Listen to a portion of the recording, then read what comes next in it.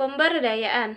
Pemberdayaan masyarakat adalah proses pembangunan di mana masyarakat berpartisipasi untuk memulai proses kegiatan sosialisasi untuk memperbaiki situasi dan kondisi diri sendiri. Pemberdayaan masyarakat hanya bisa terjadi apabila masyarakat itu sendiri ikut pula berpartisipasi.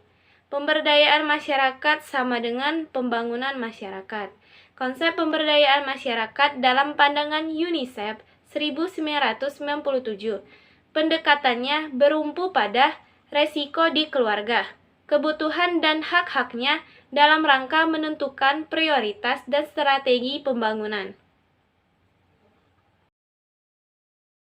Selanjutnya, proses pemberdayaan masyarakat atau community empowerment yang merupakan suatu upaya untuk membantu masyarakat dalam mengembangkan kemampuannya sendiri sehingga mereka itu bebas dan mampu untuk mengatasi sebuah masalah dan mengambil sebuah keputusan mereka secara mandiri. Dan dalam proses pemberdayaan tersebut juga dilakukan dengan memberikan suatu kewenangan atau power, aksesibilitas terhadap sumber daya dan lingkungan yang akomodatif. Berikutnya, ada fokus pemberdayaan masyarakat berorientasi pada 3 hal. Yang pertama, ada membangun kapasitas internal keluarga. Yang kedua, ada mengubah kepercayaan dan perilaku yang menghambat kemajuan. Yang ketiga, memperkuat nilai-nilai tradisional yang kondusif untuk pembangunan dan penyaringan nilai-nilai baru.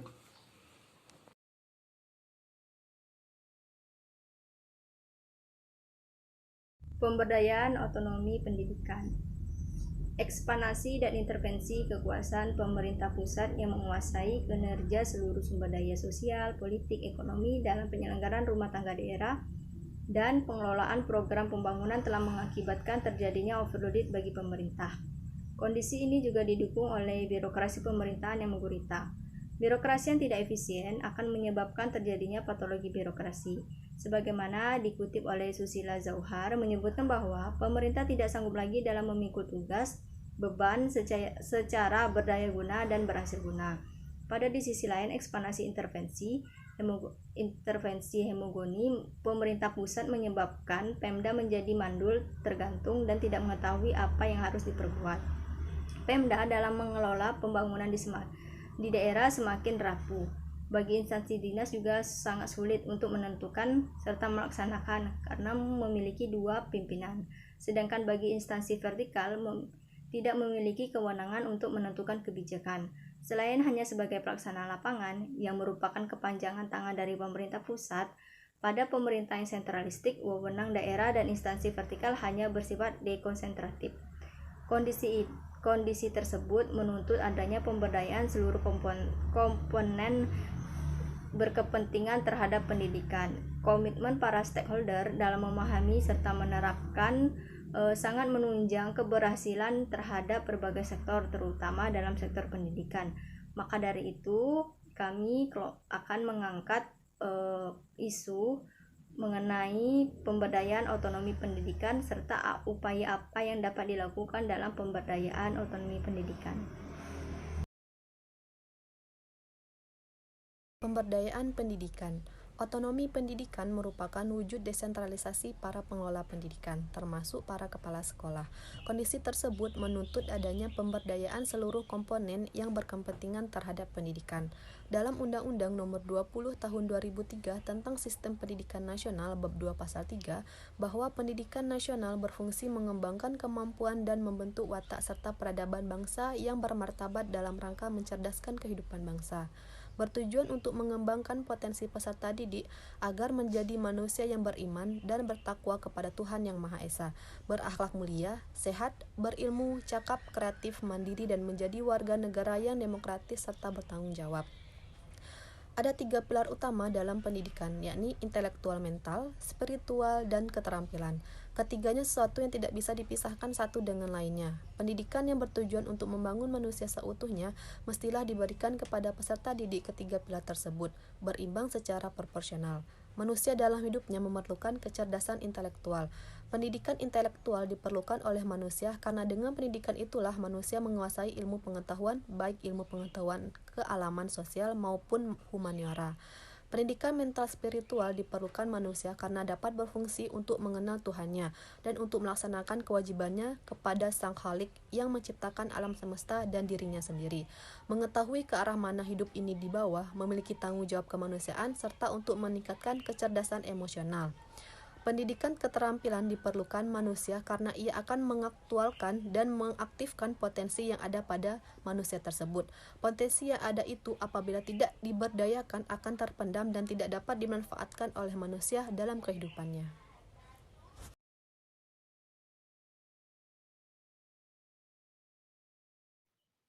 Selanjutnya, upaya pemberdayaan masyarakat dalam otonomi pendidikan. Yang pertama, pembangunan pendidikan di daerah akan menjadi sangat strategis dalam membangun sumber daya manusia di daerah. Dan kualitas sumber daya manusia pada suatu daerah tidak hanya bergantung pada upaya-upaya yang dilakukan oleh sekolah, namun juga bergantung pada tingkat partisipasi masyarakat terhadap pendidikan. Semakin tinggi tingkat partisipasi masyarakat terhadap pendidikan di suatu daerah, maka semakin maju sumber daya manusia pada daerah tersebut. Kedua, kebijakan daerah atas pembangunan pendidikan diharapkan dapat mengembangkan akses dan kontrol terhadap sumber pembangunan bagi daerah sehingga pembangunan dapat berguna.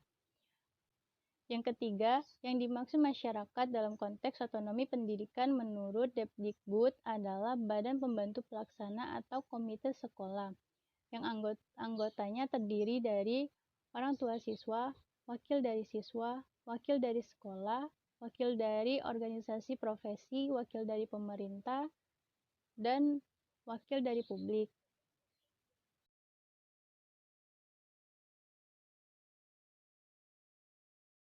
Saya akan menjelaskan tentang teori dalam pemberdayaan dalam rangka otonomi daerah. 1. Teori kualitatif. Teori ini dikemukakan oleh Ken. Sebagaimana disodorkan oleh Solin, tahun 1998, pemberdayaan dilakukan melalui langkah-langkah. Yang pertama, identifikasi masalah yang diberdayakan.